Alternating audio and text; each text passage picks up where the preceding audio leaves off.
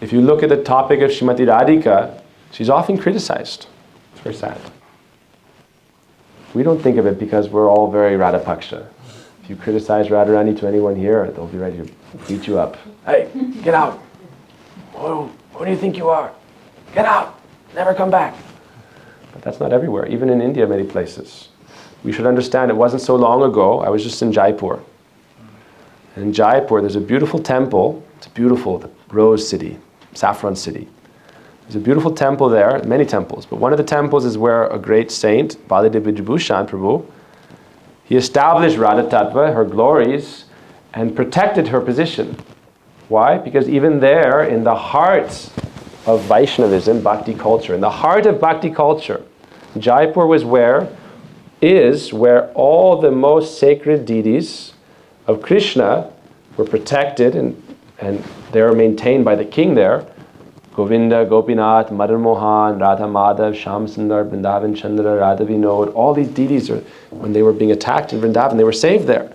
But yet, even in this most sacred place, a group of scholars from an opposing branch, you could say, were saying, take Radha off the altar.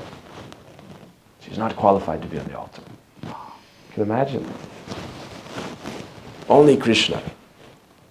Who is this Radha? Who is this Radha? Srimati, Radha. You call her Srimati? Take her off. Why? There's different levels of spiritual dimension in the relationships of Radha Krishna. In one realm, they're married, right?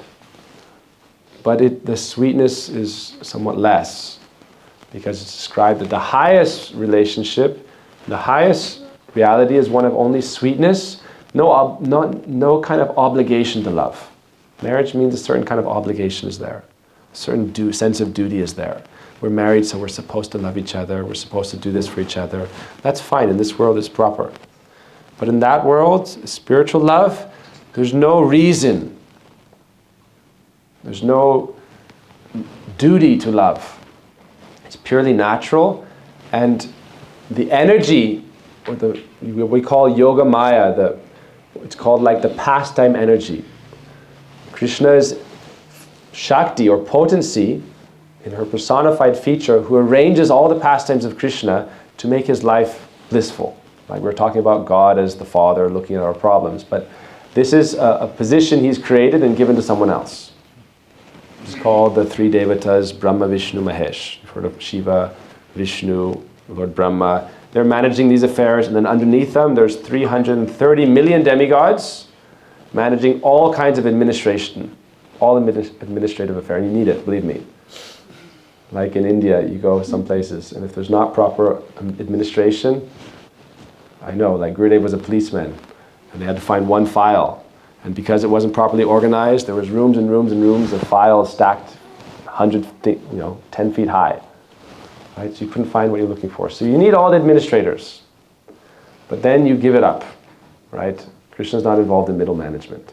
That's why he's not the king of Vrindavan. He's the prince. You know why? Because prince, especially he's a young prince. Right? He's like an 8-year-old, 9-year-old prince. So they have no duties. Right? Once you're a king, you have a lot of responsibilities. So Krishna is not the king of Braj. Who is he? Right? Brajesha Tanaya. Tanaya means the son of Braja Isha, the lord of Braj. So Krishna isn't described to be the king of Vrindavan. He's the son of the king of Vrindavan. Why? Because he just gets to play. So in that realm, Srimati Radhika is his dearmost beloved. And pranaya means they're so intimately connected that they become as if one. By tattva, they are one. Shakti Matora Beda. Radha Krishna Ekatanu. They are one. But yet, it's described, they manifest in two forms. Radha Krishna Pranaya Vikritir Ladini Shakti Razmad. Then again they appear in one form as Mahaprabhu. So Mahaprabhu is, in this age of Kali Yuga, Sri Sachinandan Gaur Hari. He came. Why did he come? He came to establish Harinam Sankirtan. Yes. He came because he was called by Advaita Acharya. Yes.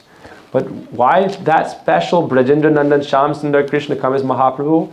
to understand that pranaya and to distribute the glory of that love of Srimati Radhika.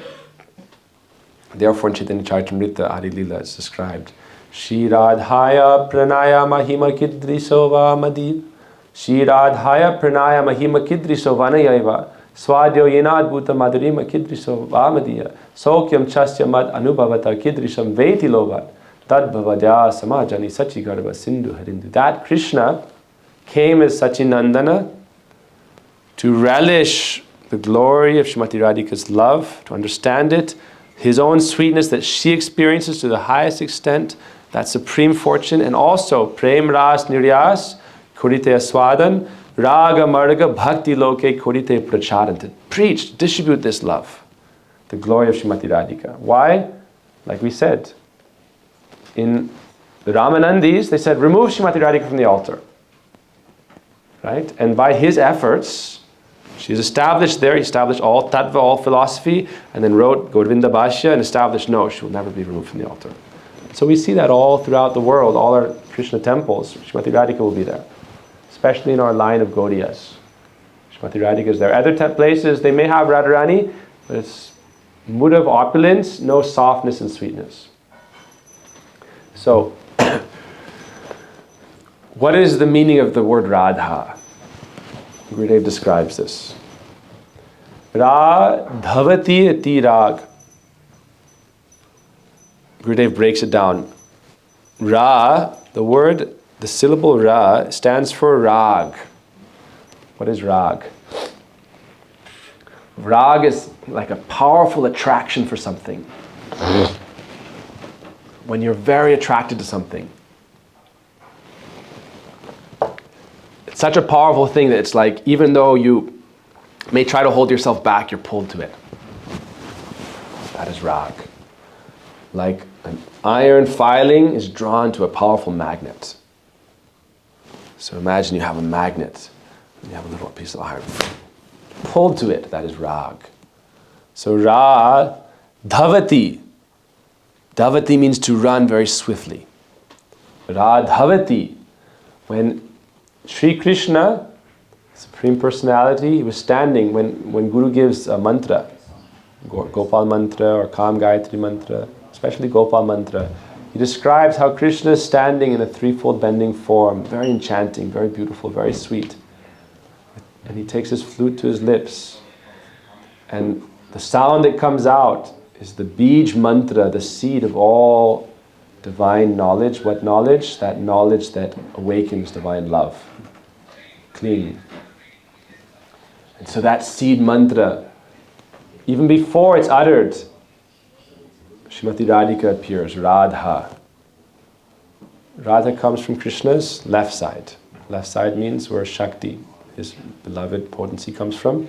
And immediately she appears, Krishna is standing under a Kadamba tree, and she runs to Sri Krishna and embraces him. Right? So that is her name, Radha. And then her name is Radhika. Why is her name Radhika?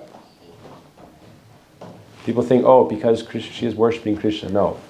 Gurudev says, because Krishna is worshipping her, then Aradhika.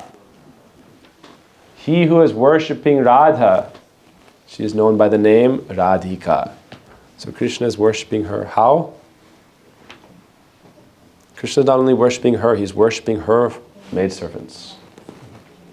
Yat kinkareshu bahusha kaluka kuvani nityam parasya purushasya sikarta moli tasya kadaras nidir vrishabhanujayas tat keli kunja bhavanan ganamarjani sham.